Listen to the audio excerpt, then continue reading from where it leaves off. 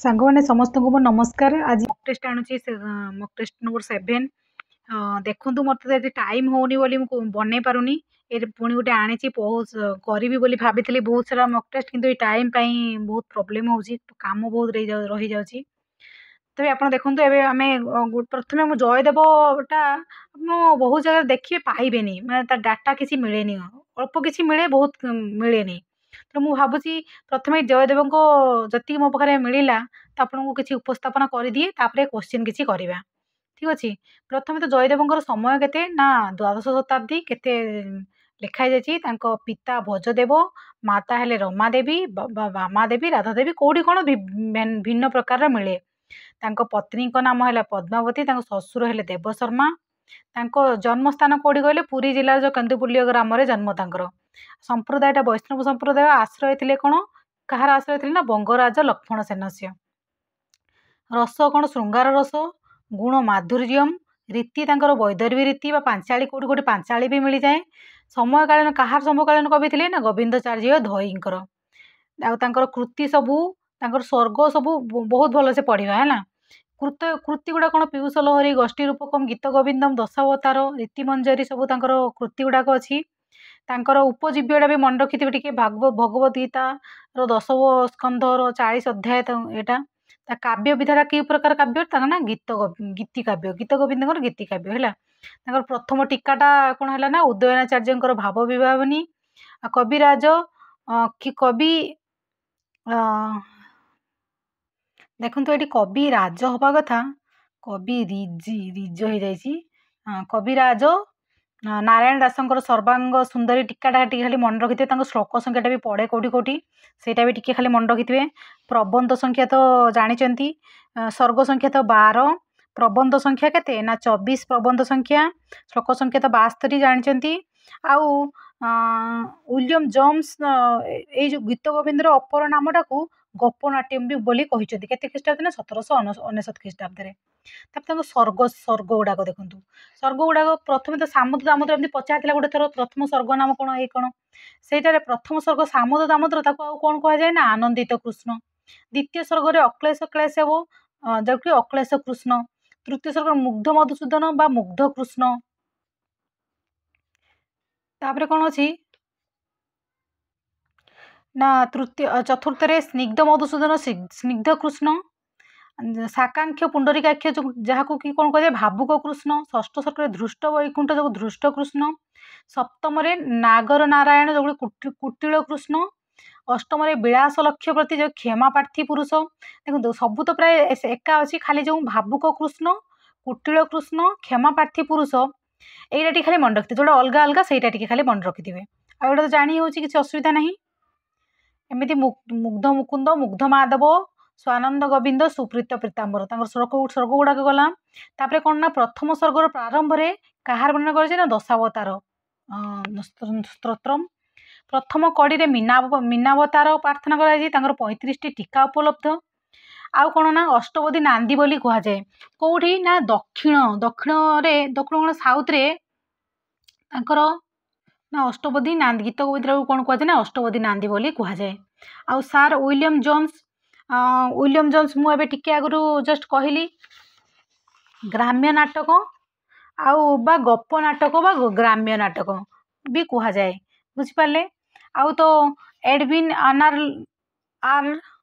Edwin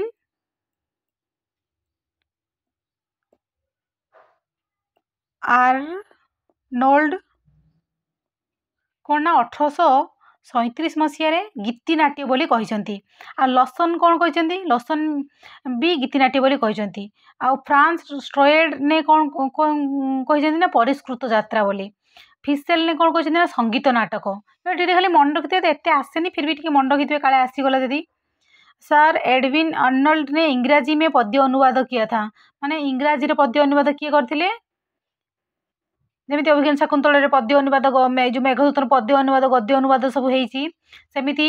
एथिरे पद्य अनुवाद तांकर बही नाम द सांग सेल्सिजल्स जो बुकटा नाम से एडविन आर्नोल्ड इंग्राजी रे पद्य अनुवाद करछंती आउ कौन ना रुकट ने गीत गोविंद को जर्मनी भाषा रे କ'ଣ କରିଛନ୍ତି ନା ଅନୁବାଦ କରିଛନ୍ତି। ତାଙ୍କ ସ୍ମୃତିରେ କ'ଣ ନା ପୌଷ ଶୁକ୍ଳ ସପ୍ତମୀ ପାଳନ କରାଯାଏ। ପୌଷ ଶୁକ୍ଳ ସପ୍ତମୀ ପୁରା ଗୋଟେ ଟପିକ୍ ପଢ଼ିବେ ତ ପୁରା ଡିଟେଲ୍ସରେ ପଢ଼ିବେ, ଯେମିତି କିଛି ଆଉ ବାକି ରହିବନି। ତାପରେ 1499 ମସିହାରେ ଯେଉଁ ରାଜା ପ୍ରତାପରୁଦ୍ର ଦେବ ସମୟରେ ଯେଉଁ ନର୍ତ୍ତକୀମାନଙ୍କୁ କ'ଣ କୁହାଯାଇଥିଲା ନା ଜୟଦେବଙ୍କ ଗୀତ ଗାଇବାକୁ କୁହାଯାଇଥିଲା। କେତେ ଖ୍ରୀଷ୍ଟାବ୍ଦରେ କହିଲି ନା 1499 ମସିହାରେ ରାଜା କିଏ ପ୍ରତାପରୁଦ୍ର ଦେବ ତାଙ୍କର ଯେଉଁ ନର୍ତ୍ତକୀମାନଙ୍କୁ କ'ଣ କହିଥିଲେ ନା ଜୟଦେବଙ୍କ ଗୀତରେ ନାଚିବାକୁ, ଗୀତକୁ ଗାଇବାକୁ। ବୁଝିପାରିଲେ? ତ ଏତିକି ଥିଲା ଆପଣଙ୍କର ଜୟଦେବଙ୍କର କିଛି ଭଲସେ ପଢ଼ନ୍ତୁ। ଆଉ ୟାର जो क्वेश्चन आंसर भी करने को ट्राए करेंगे। तापर आम आसीजा टॉपिक ऊपर क्वेश्चन जी आम करार अच्छी। देखो जो शब्द रूप धातु रूप आम पढ़ुचे तार जो सुप प्रत्यय तिंग प्रत्यय ये भी मन रखी थे। सुप प्रत्यय तो आप जानते 21टा, किंतु परीक्षार जब पचारदेला पितृ शब्द कि राम शब्द द्वितीय विभक्ति बहुवचन न पचारिकी से पचारदेव राम शब्द कौन पचारदेव राम शब्दस्य सस् प्रत्यांत रूपमस्ति। तो कौन करेंगे तो से मुझा को क्लारिटी दे दूसरी आप पढ़े भलसे। जब एमती क्वेश्चन टी उल्टेदेला टे स्टैंडर्ड बनईदेला, स्टैंडर्ड बनवा ही दरकार। जब स्टैंडर्ड बनईदेला ताले केमिति कौन करेंगे देखु।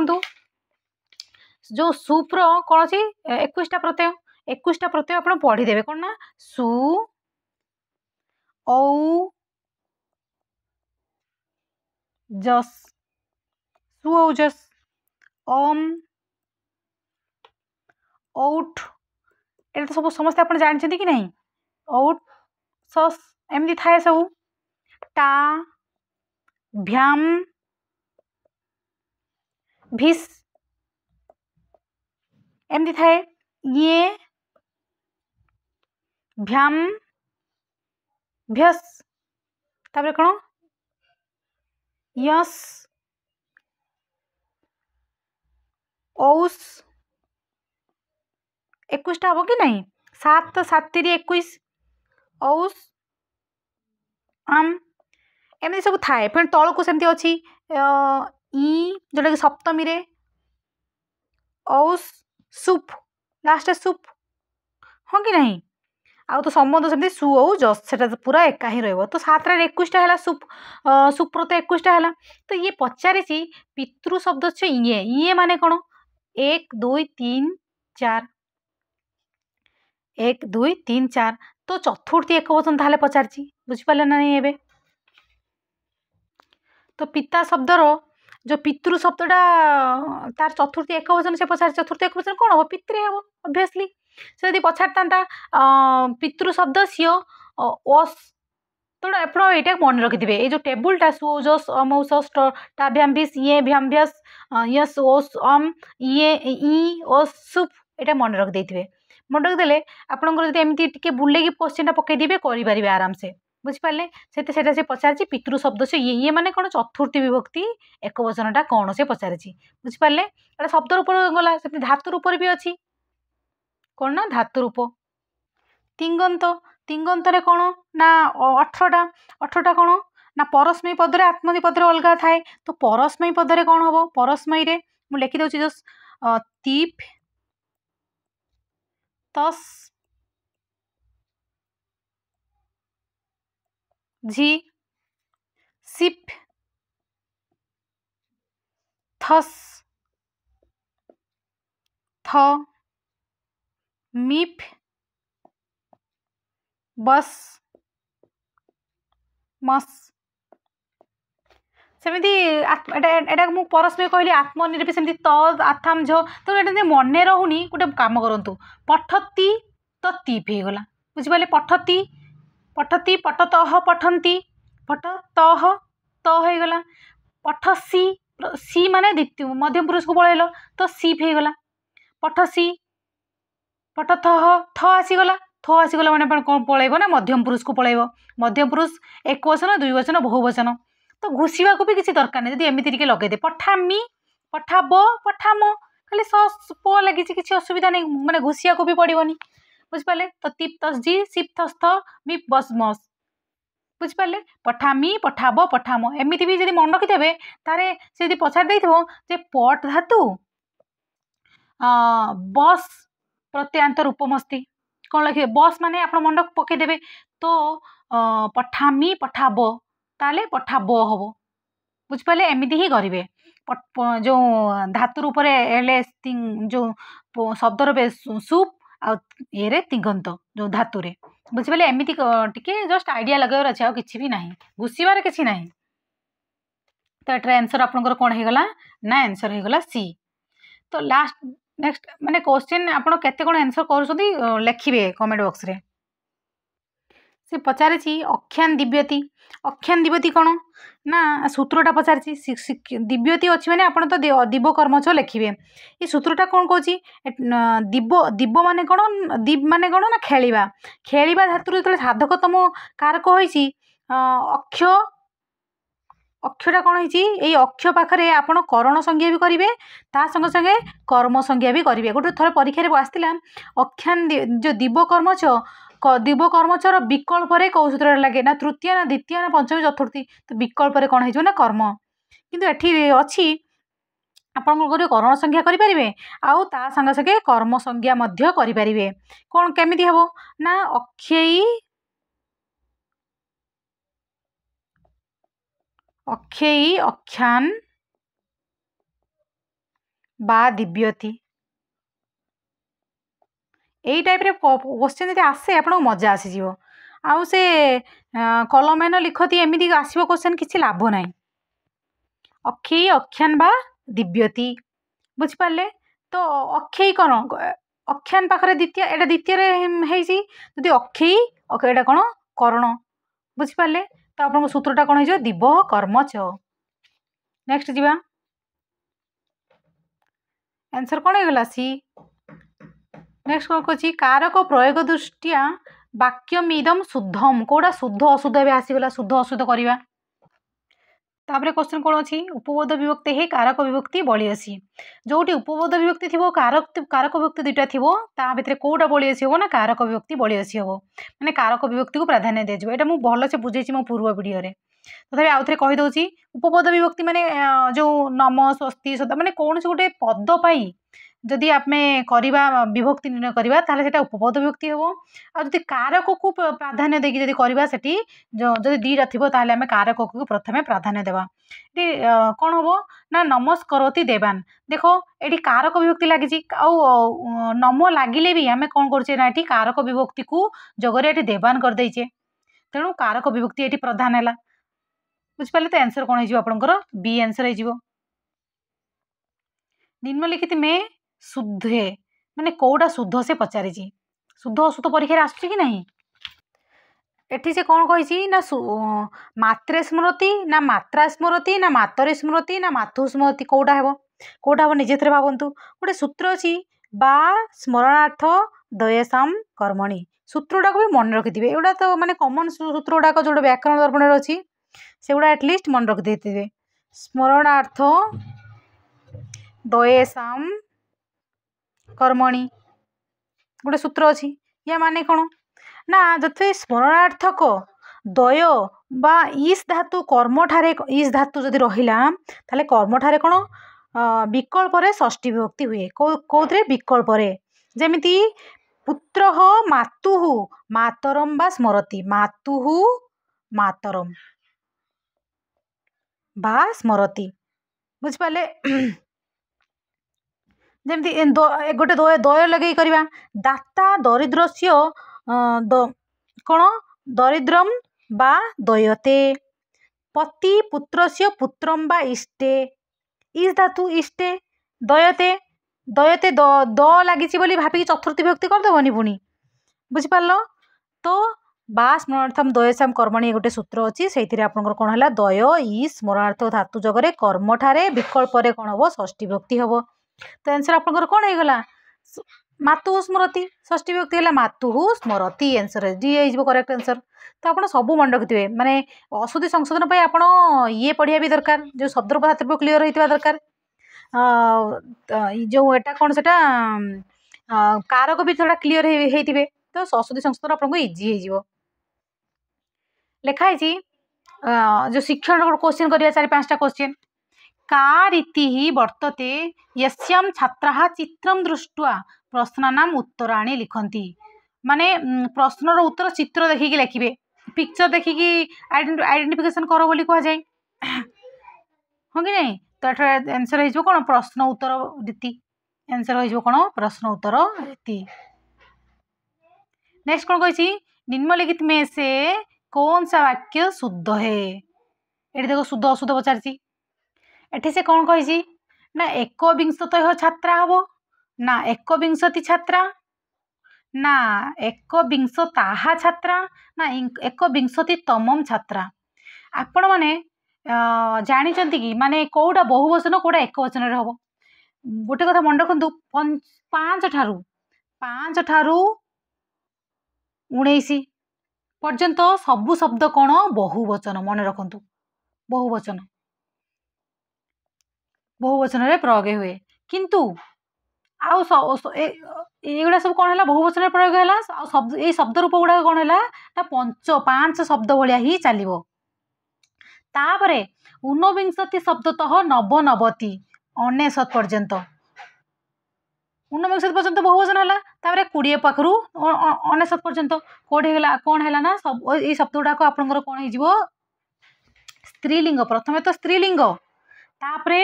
नित्य एक वचन कौन नित्य एक वचन बोली मन रखु नहले फसीजे पूरा आपन कहे छात्रा बहुवचन अच्छी एक विंशता लिखिदेवी ना एक विंशतय छात्रय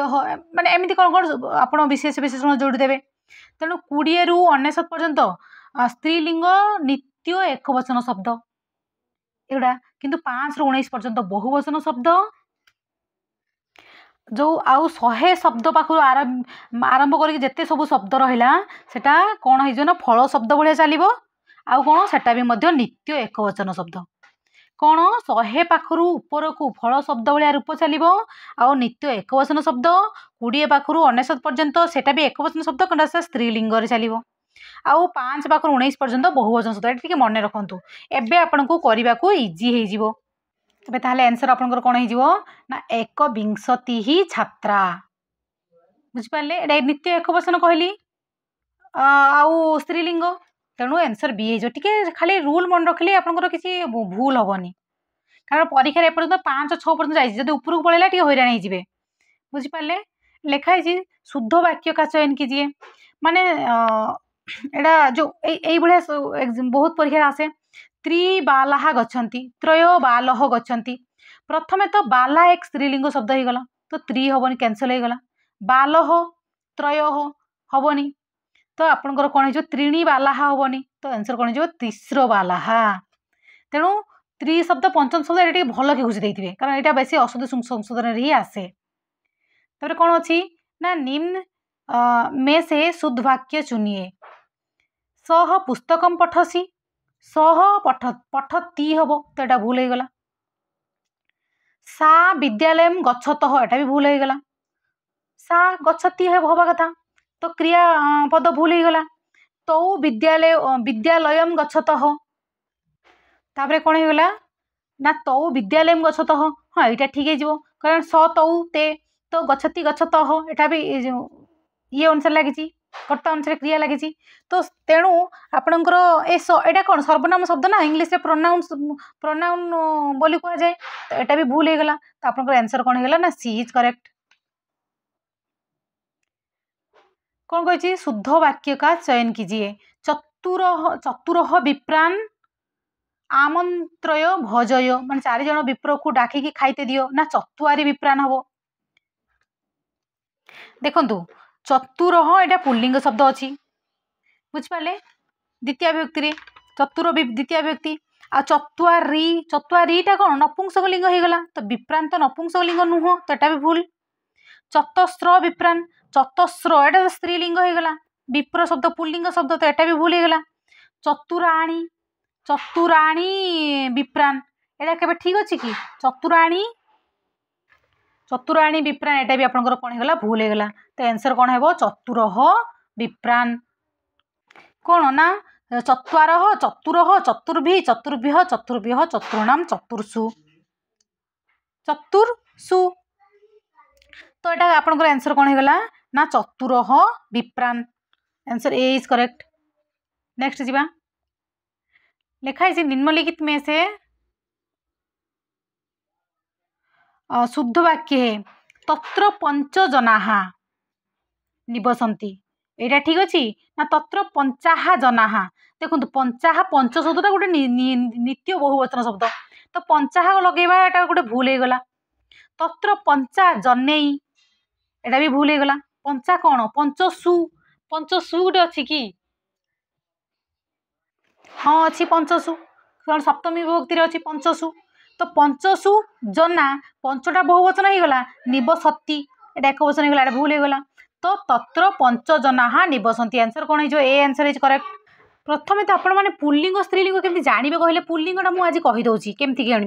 माने जेते घय प्रत्यांत शब्द कौन जेते लेखि नियंतु टिके घय प्रत्यांत शब्द आ रहा अच अप बुझिपारे तापरे नय नय प्रत्यांत नय कौन जमती यज्ञ होगला प्रश्न एगुड़ा सब आपंकर कौन हो यांचाटा किंतु कौन यांचा बर यांचा जो मेघदूत अच्छी शब्द है नपुंसकलिंग होती की प्रत्यांत शब्द संधि विधि एगुड़ा सब कौन हो पुल्लिंग शब्द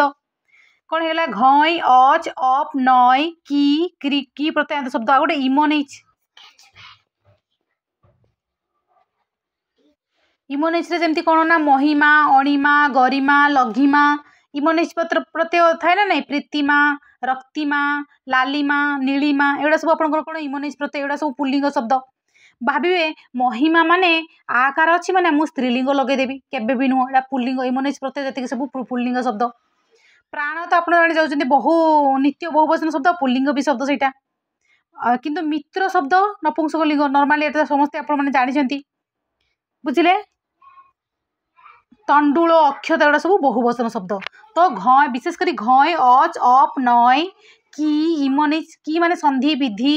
एगुड़ा सब रहा जो इमोनिच प्रत्यय एगुड़ा सब खास करी पुल्लिंग शब्द मन रखिथे। थोड़ा बहुत थर परीक्षा आसी अणिमा दे महिमा दे एगुड़ा स्त्रीलिंग ना पुल्लिंग कन्फ्यूज हे तो गोटे भल इनफर्मेशन पाइले चलतु आगू जावा। तापरे अच्छी गव्यम नाव्यम गव्यम नाव्यम यही पदरे कौ सूत्रटा लगी सी पचारि कौटा हम कहले आपण मैंने अध्वर परिमाणे च देखो अध्वर परिमाणे च एठी से कौन कही अध्व माने कौन मार्गवाचक शब्द मार्ग माने मार्गर जदि परिमाणवाची शब्द जदि ग शब्द सहित कौन है ग शब्द पर जदि युक्ति लगे युक्ति आसे ताहले कौन हम अ स्थान अबादेश हो स्थान अकार स्थान कौन हो ना अब आदेश हो अब आसीज अ स्थान अब आसीज जमिति गव्युति तेणु कन्फ्यूज हेबेनी एटा टिके कन्फ्यूज हबार अच्छी कारण गव्यम गव्युति टिके समान समान आसी जाउची तेणु एटा किंतु हेजिवो अध्वर परिमाण गव्युति जदि आसे आपण अध्वर परिमाण मारिबे किंतु गव्यम नाव्यम एटा बान्तयी प्रत्यय मारिबे। बान्तयी प्रत्ययटा कौन बान्तयी प्रत्ययटा कौन ना अकार थिबो औ परे जदि यकार भलिया यकार प्रत्यय माने यत प्रत्यय आसीबो यत प्रत्यय आसे ताले कौन हो ना अ स्थान अब आसीजिवो अब आसीबो अब स्थान अब आउ औ स्थान आब आसीबो कन्फ्यूज हबार नाही एगुड़ा बुझिपारे जदि एच एब मारिबेनी कारण ये कही सूत्र कही कौन औ परे जदि यकार प्रत्यय आसे ये प्रत्यय माने कौन यत प्रत्यय स्टार्टिंग ये आसुची कि नहीं जमती गव्यम कौन हो ग युक्त यम तो कौन हो गव्यम एटा कौन यत प्रत्यय है ना नहीं गव्यम सब परीक्षा यत नियत कियप एटा पूरा भल से आउ नियत एतिकी भल से पढ़े कारण यहाँ कंपलसरी परीक्षा आसूची आ गोटे कन्फ्यूज भी हे आप इयत मारे ना नियत मारे बोली कन्फ्यूज हे नियत तो ऑब्वियसली दीर्घ हुए फिर भी आपड़ टे पढ़े माने भल से पढ़े आउ कियप तो तार अच्छी सूत्र जो सूत्र अनुसार आपको लगे किसी असुविधा हेनी आपर फिर भी पढ़ी दे भल से तो ये जमती लौ जमती लौ युक्त इयम कौन होमती लाभ्यम भौयुक्त इयम भाव्यम भयुक्त इयम यदि भ थिला कौन होता भयुक्त इयम ताले कौन हम भव्यम आउ थे लिखिदे क्लीन करिकी भयुक्त इयम भव्यम परीक्षा दे देथिबो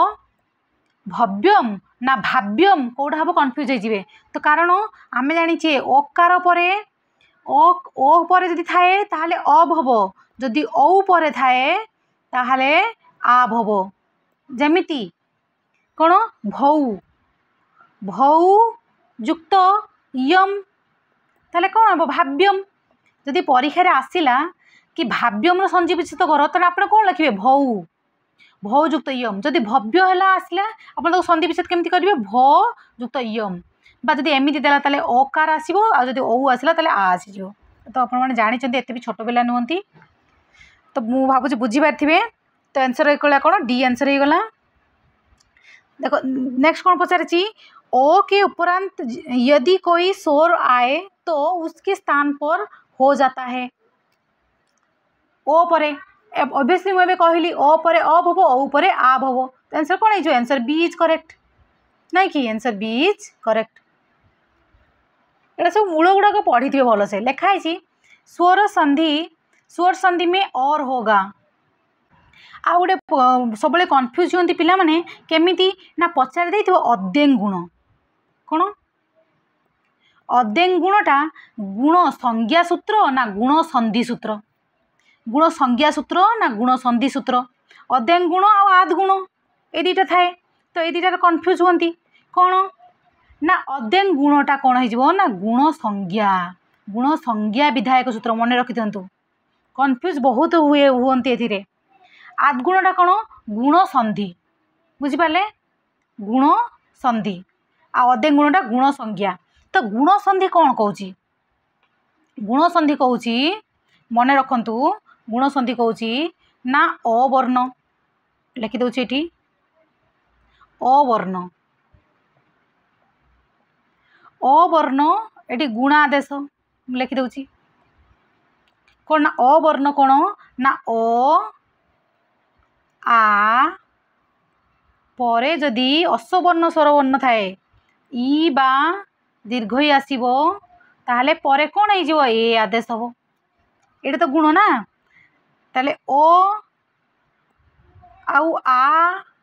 परे जदि हर्षौ या दीर्घ आसे कौन हो ओ आदेश हम एतिकी तो आउ कौन कही ओ बा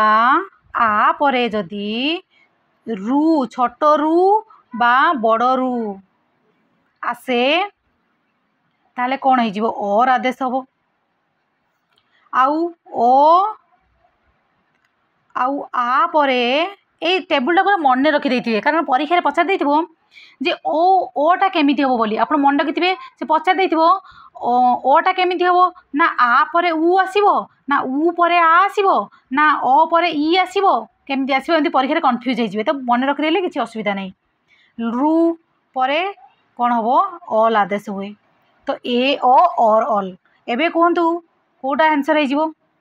आमर कौन हवा दरकार ना ओ के बाद रू आए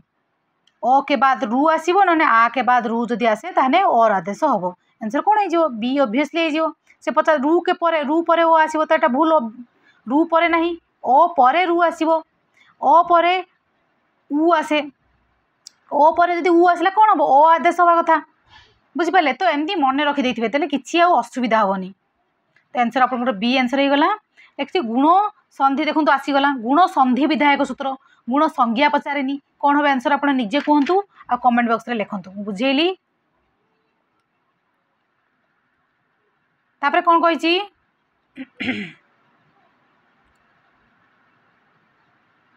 प्रौष्ट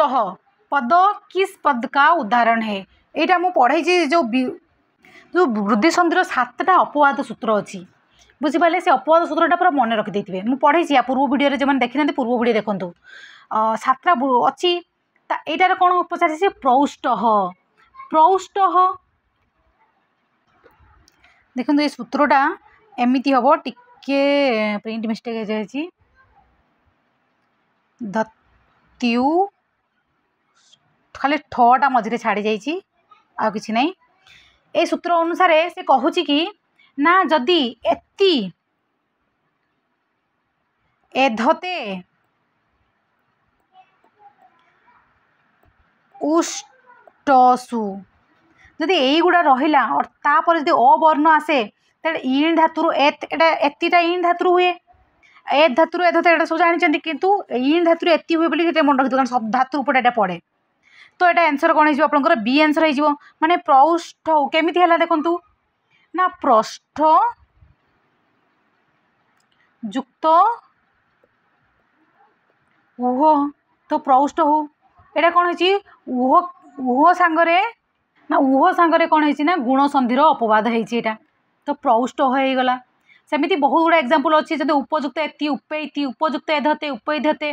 सेमती गोटे देखिए व्याकरण दर्पण बही अच्छी अक्षाधुईनाम उपसंख्यानम अक्षयुक्त उहिणी अक्षौहिणी स्वरादिणी स्वयुक्त इरी सौरिणी मुझे पढ़ाई पूर्व सब पढ़ाई 7टा कौन कौन सब भल से पढ़ाई आप देखूँ आंसर कौन हो बी आंसर हो